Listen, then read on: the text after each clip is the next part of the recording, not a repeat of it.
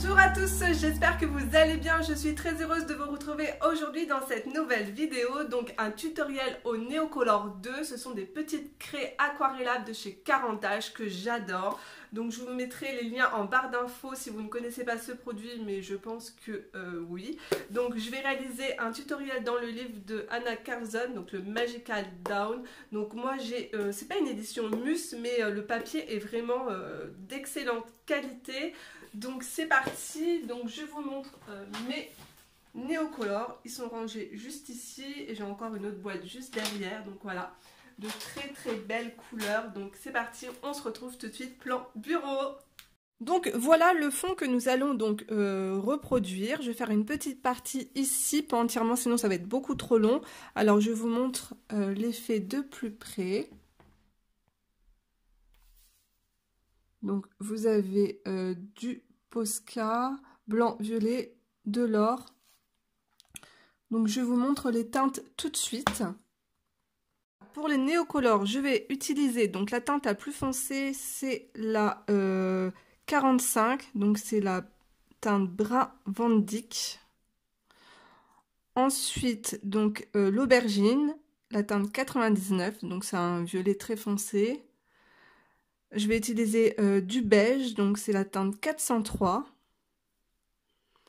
Et enfin, donc c'est une couleur métallique, mais en fait elle n'est pas vraiment métallique. En fait, j'ai pas de mauve clair dans mes néocolores. Donc là, c'est la teinte rose et c'est le numéro 81. Ensuite, donc un pinceau, donc c'est Pentel, c'est la taille intermédiaire, ça doit être la taille M. Pour l'effet or, ça sera donc l'Aqua Bronze. Voilà. La teinte Rich Gold. Et enfin, je vais utiliser deux Posca, donc le violet, c'est du PC1M, le blanc classique aussi, PC1M.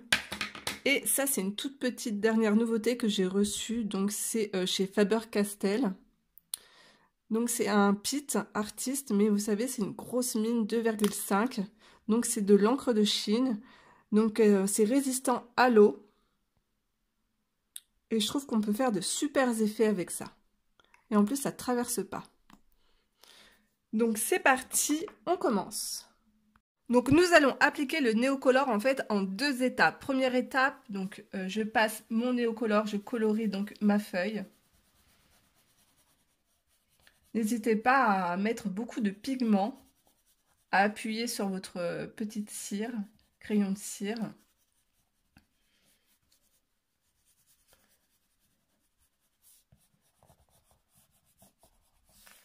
Alors je vais faire juste une partie avec vous.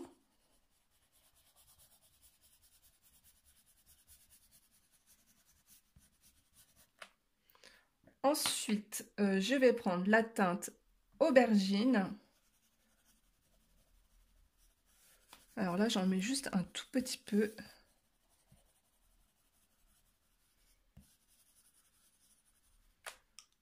Je viens prendre le beige.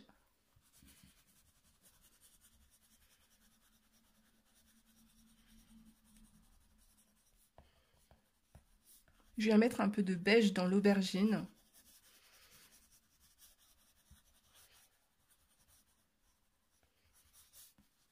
Bon, si vous dépassez, après, vous pouvez gommer. Hein.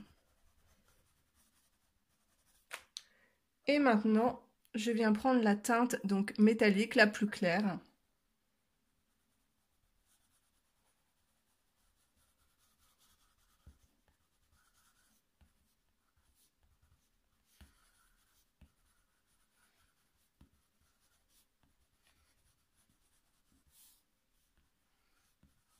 Donc ça, c'est la première étape. Et maintenant, on va aquareller.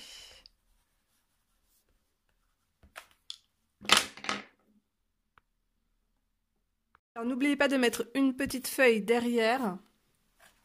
Donc moi, j'ai toujours ma petite chiffonnette. Je teste mon pinceau pour voir si le débit d'eau est correct. Hop, oui, ça va. Donc c'est parti, on y va. Donc je commence par la teinte la plus foncée. Alors, je travaille en fait mon pinceau je fais des petits cercles comme ça en fait. Alors là, en fait, à chaque fois, ce que vous allez faire, c'est que vous allez tout simplement tapoter avec votre doigt.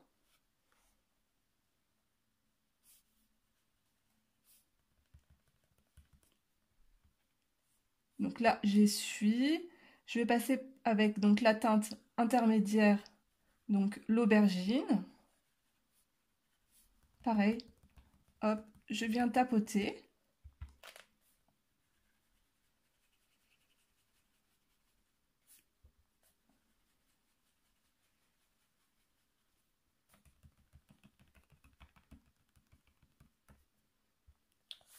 Je descends ici.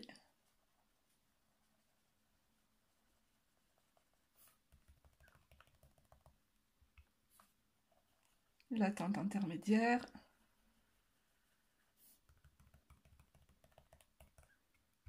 Il faut tapoter directement tout de suite. N'attendez pas que l'eau sèche. Hop.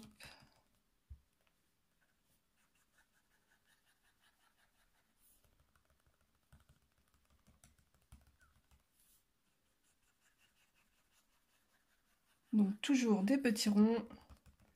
Vous tapotez.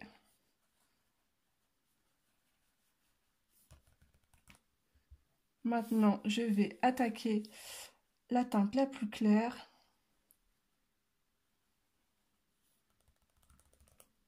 Ce que je viens faire, c'est que en fait, je viens pousser le pigment vers l'extérieur pour en fait éclaircir un peu plus. Et je tapote.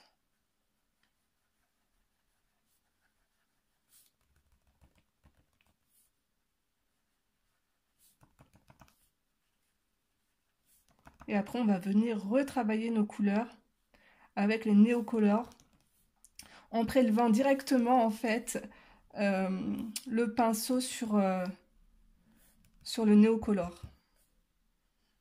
Donc ça, c'était la deuxième étape.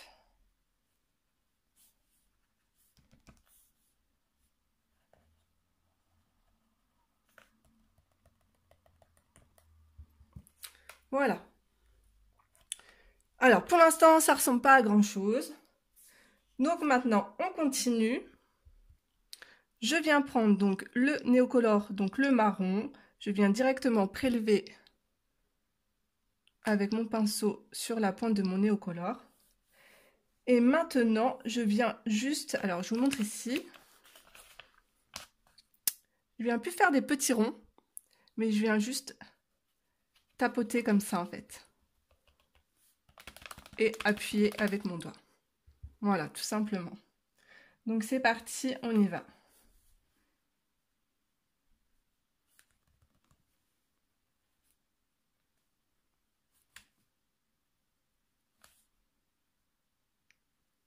Donc hop, des petits points, je tapote.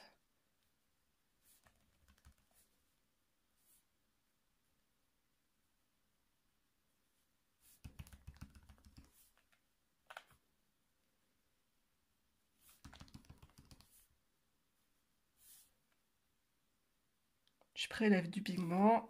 Je vais faire la même chose ici. Des petits points, je tapote.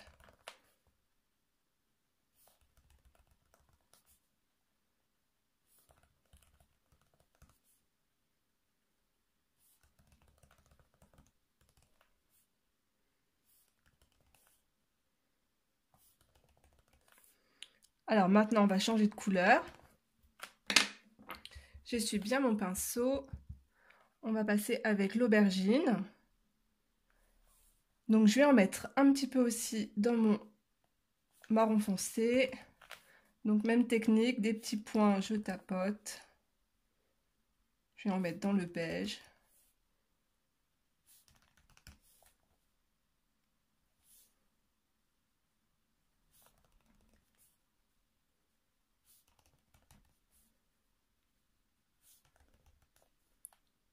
En fait, je voulais donner un peu un effet vieilli, un peu boudoir.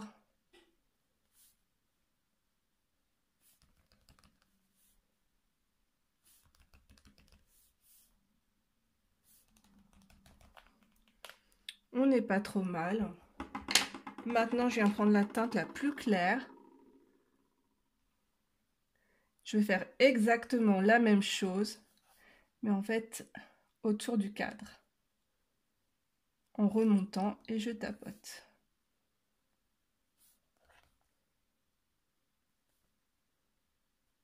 Donc des petits points.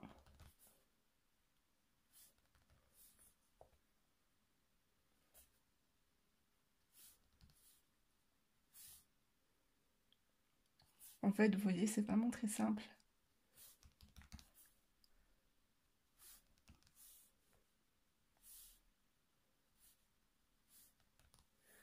Donc voilà, alors là, je vais bien refaire mes contours.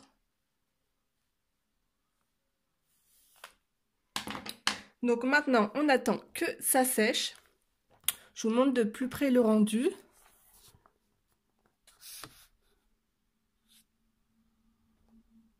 Et on passe à la suite.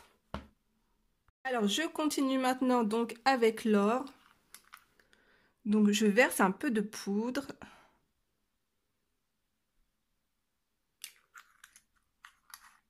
Je viens y mettre quelques gouttes d'eau. Hop, et je vais activer ma couleur.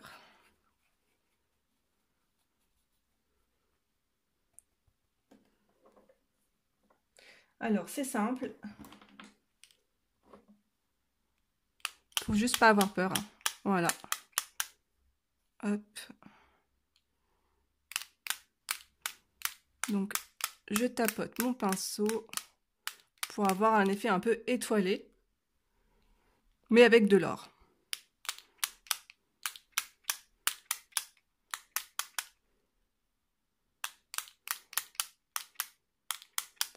Ça va donner en fait un petit côté vieilli que j'aime bien.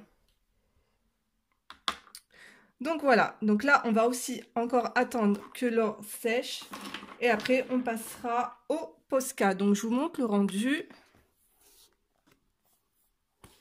Hop. Donc je vous retrouve tout de suite après. Alors maintenant je passe donc au Posca, je le secoue bien et je viens l'activer sur une feuille à côté parce qu'on a souvent hélas des surprises avec le Posca. Donc voilà, alors ce que je vais faire c'est que je vais faire des petits points autour du cadre pour donner un peu un côté magique, étincelant. Donc des petits points de taille différentes.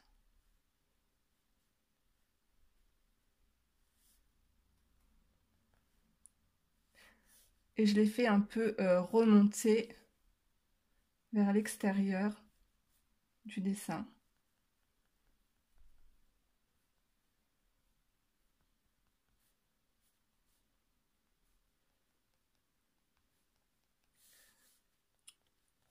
Et ensuite on passe avec le Posca violet.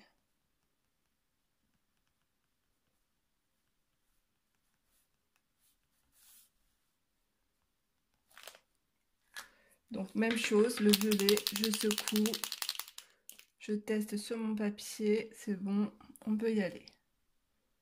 Donc pareil, des petits, des plus gros.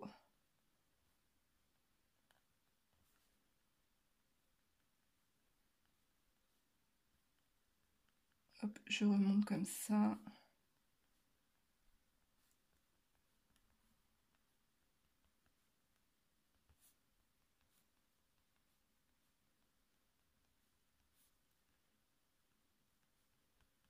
Ça donne un petit effet magique comme ça autour du cadre, j'aime bien.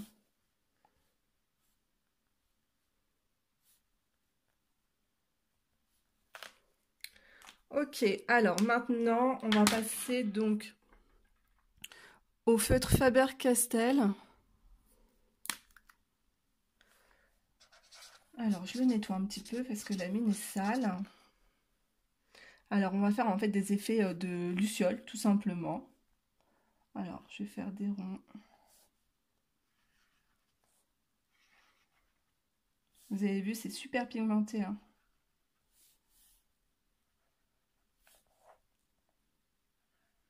Je peux en faire trop.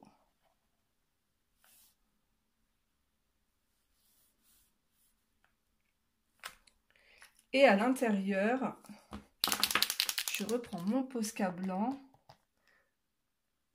et je viens faire un point juste là. Le blanc va s'éclaircir en séchant.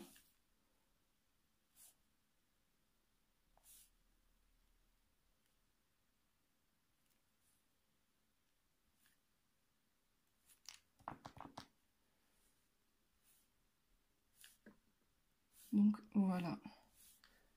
Je vais continuer mes petits points blancs, le travail autour du cadre et je vous retrouve tout de suite après, une fois terminé. Donc voilà, c'est terminé. Je vous montre de plus près ce que ça donne.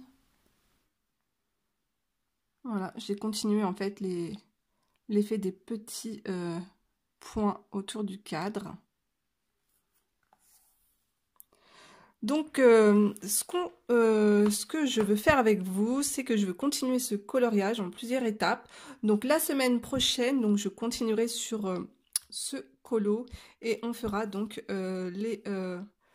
les fleurs ensemble avec le feuillage. Donc voilà, j'espère que cette vidéo vous aura plu. Donc dites-moi en commentaire si vous avez aimé, si vous voulez la suite. Je vous fais de gros bisous et du coup on se retrouve la semaine prochaine pour une autre vidéo. Bye bye.